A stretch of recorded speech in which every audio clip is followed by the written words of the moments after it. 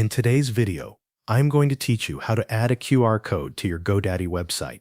First, sign into your GoDaddy account and open your website dashboard. From there, go to Websites plus Marketing and choose the website you want to update.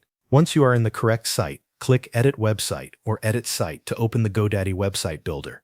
Before adding anything to the page, make sure your QR code image is ready. You can create it using any QR code generator and save it to your computer, or use one you have already downloaded.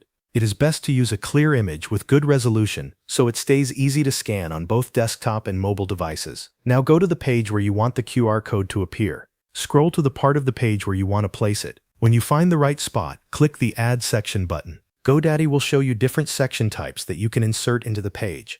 Choose a section that includes an image area, such as a content section or an image section. Then click Add to place that section onto your page. Once the section is added, click on the image inside it. You will then see the option to replace or change the image. Select Replace Image or Change Image, and upload the QR code image from your computer. After the upload finishes, the QR code will appear in that section. Next, adjust the image if needed. You can move it within the section, change its placement, or resize it, depending on the layout you want.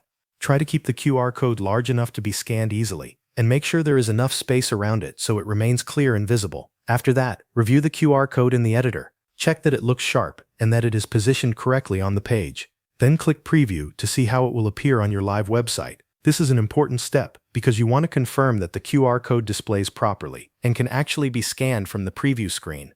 If everything looks good, click Publish to make the changes live on your GoDaddy website. Your visitors will then be able to see the QR code and scan it directly from the page. That covers everything you need to know. Thanks for watching.